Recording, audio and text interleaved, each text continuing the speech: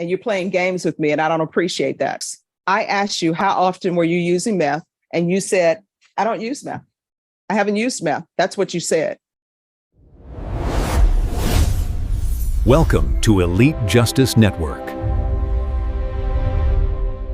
2023 CR 3464, State of Texas versus Layla Tantzen. Can I have parties announced for the record for the state?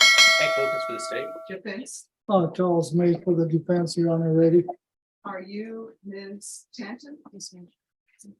Counsel, have you received all of the discovery? Did you review it with your client? Yes, Your Honor, I have.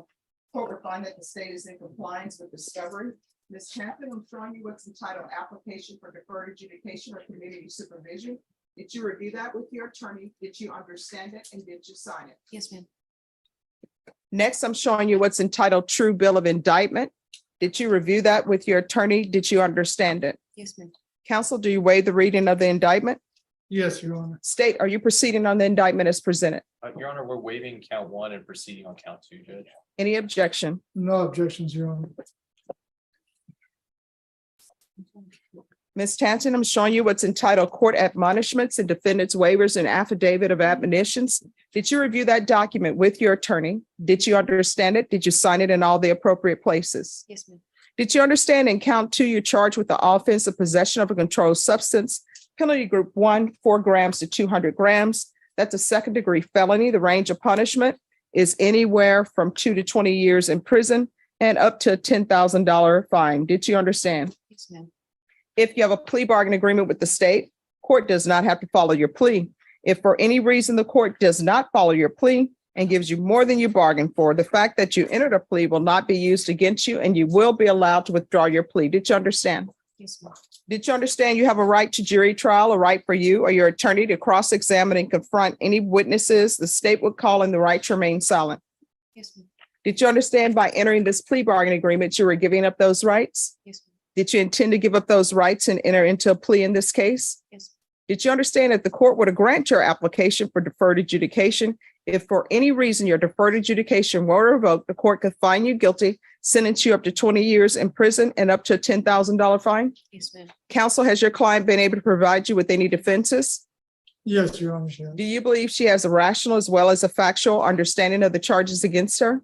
Yes, Your Honor. Do you believe she's currently competent and was legally sane at the time of the offense? Yes, Your Honor. Ms. Tantzen, has anyone threatened you, coerced you, or placed you in fear to get you to enter this plea? No. Anyone promised you anything other than the plea? No, ma'am. Satisfied with the way you've been represented? Yes, ma'am. Are you a U.S. citizen? Yes, ma'am. Court will find that the defendant has knowingly and voluntarily waived her right to jury trial. Showing you the plea bargain page, did you review that with your attorney? Did you understand it? Yes, ma'am. According to the plea, state is proceeding on count 2 and they're recommending deferred adjudication. Did you understand that to be the plea? Yes, ma'am. Defense? Yes, Your Honor. State? Yes, Your Honor. Showing you the waiver of appeal paragraph. Did you review that paragraph with your attorney? Did you understand it? Did you sign it in both places? Yes, ma'am. Did you understand by signing that you're waiving your right to appeal? The only items that can be appealed are written pretrial motions that have been filed, heard, and ruled upon by the court. Did you understand? Yes, ma'am. Counsel, have there been any such motions? None, Your Honor. Next, I'm showing you outside the plea bargaining agreement. The state is recommending that your deferred adjudication be for a term of 5 years. There'll be a TAP evaluation, 120 hours of community service restitution, and an evaluation for felony drug court. Did you understand those were recommendations from the state and the court does not have to follow those recommendations? Yes, ma'am. Then to count 2, how do you plead? Guilty, not guilty, or no contest? Contest. State, any evidence? Your Honor, I offer State's Exhibit 1 and the attachments. Any objections? No objections, Your Honor. All right, state, you may continue to confer. Ms. Tantzen, I'm showing you what's entitled waiver and consent to stipulation of testimony and stipulations. Did you review that document with your attorney? Did you understand it? Did you sign it in all the appropriate places? Yes, ma'am. Again, did you understand you have a right to jury trial, a right for you or your attorney to cross-examine and confront any witnesses the state would call in the right to remain silent? Did you understand that today the state would be presenting evidence in the form of witnesses' statements and police reports, but most importantly, there will be no live testimony? Did you understand? Yes, ma'am. Court will find that defendant has knowingly and voluntarily waived and consented to stipulation of testimony and stipulations. Court will accept into evidence states exhibits 1 and attachments, and the court will review the same.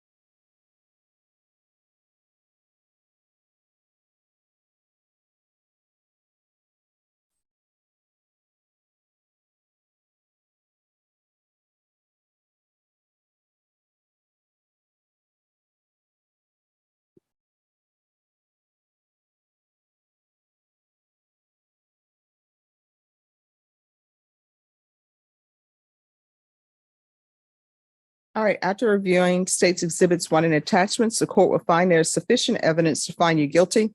Court will defer finding you guilty as you've applied for deferred adjudication. Are you proceeding with sentencing? Yes, Your Honor. Anything you wish to say on behalf of your client? Your Honor, we would just ask that the court proceed with the deferred adjudication. My client is deeply remorseful of what she's done, her actions, Judge, and she would ask this court to follow the agreement that has been in place, Your Honor. All right, how old are you? I'm 21. 21. Yes, ma'am. Do you have any children? I have a daughter. How old? She'll be 4 November 6th. And where is she? She's with my mother in Houston. Is Child Protective Services involved? No, ma'am, I have full custody, no CPS cases. Well, did you give up your rights to your mom? No, I did temporary guardianship. My daughter has. I'm sorry, could you? I said, I gave temporary guardianship. My daughter. All right, has- everyone, please whisper. My yes. daughter has juvenile rheumatoid arthritis, so she gets the best medical care over in Houston. My mom works at the hospital, so. How far did you go in school? I went all the way into my junior year, and I did cosmetology school and completed all my hours. Okay. So when's the last time you had employment? I worked at Golden Chick. I would say it was March. It was March through April. And what does your mom do at the hospital? My mom is head coordinator of San Jack Methodist. And do you have any other siblings? Yes, I have a brother and a sister. A All younger right. brother And too. what does your brother and sister do? My brother is a barber. He's in barber school, and my sister is going to be graduating high school in about a year and a half. All right.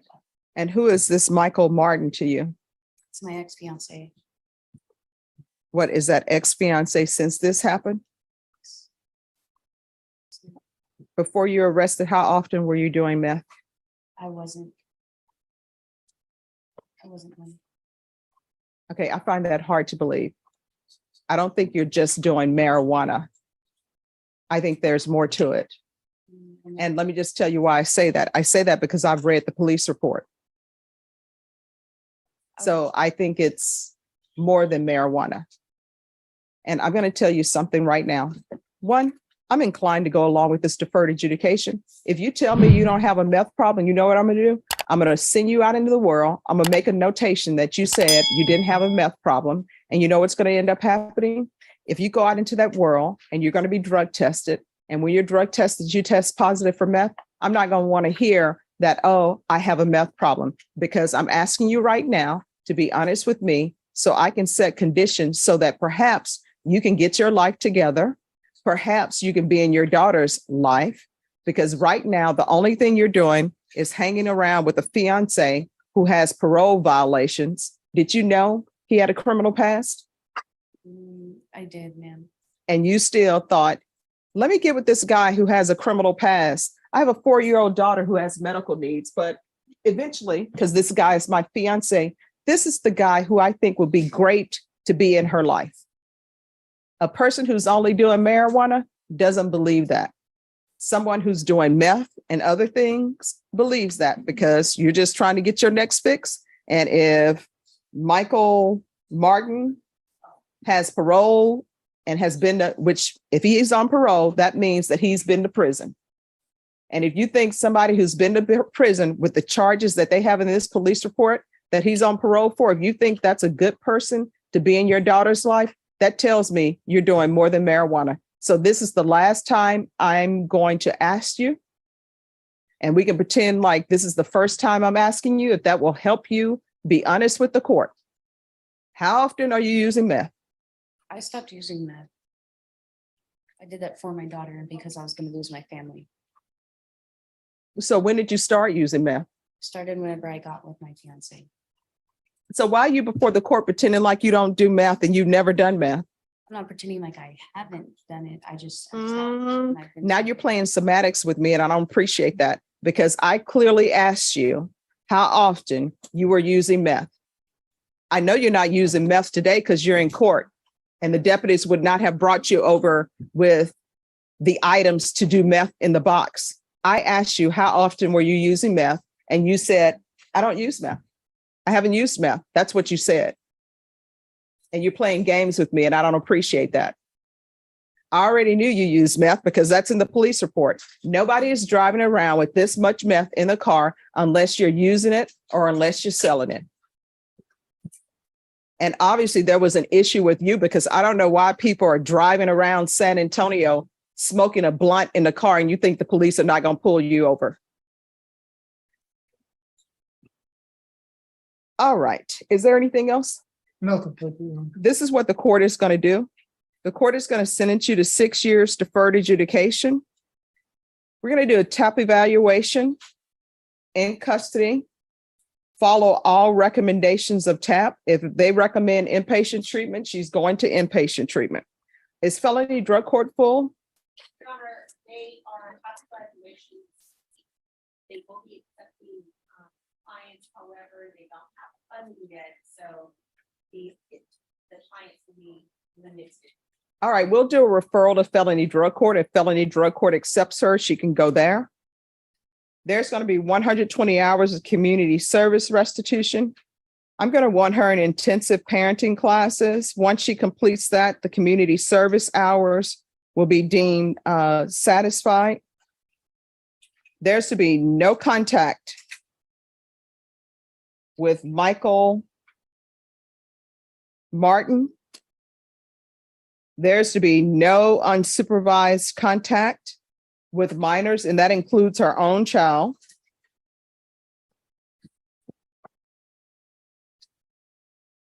There's to be regular reporting by Zoom or in person, regular UAs. No, I'm sorry, not regular UAs. We're going to do the UA hotline.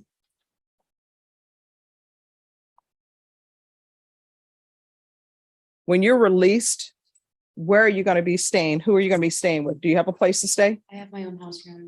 All right. There's going to be field visits one time per month until further notice. Proof of employment within 45 days of release. There's to be no employment as a home health care provider or with minors. And she either needs to get her GED or complete some type of trade so you can get employment and get employment where you can take care of yourself and take care of your daughter. You understand that? Yes, ma'am. So she needs some sort of trade school or either GED. And what I can tell you, because you have this charge, anything, any occupation that requires a license, you need to let them know about this because for some, they're not going to give you a certificate or anything because you have this felony. Do you understand? So before you waste money, ask them if that's going to be a problem. Yes, ma'am. Probation, is there anything else she needs? Yeah. All right. Is there anything else you need from the court in order to be successful on this deferred adjudication? No, ma'am. I'm going to show you what's entitled Trial Court Certification of Defendant's Rights to Appeal. Did you review that with your attorney? Did you understand it and did you sign it? Yes. All right, because this is a plea bargain agreement, because I followed your plea bargain agreement and because you waived your right to appeal, you do not have the court's permission to appeal. Do you understand? Yes. All right, State, with regards to this case, there were weapons.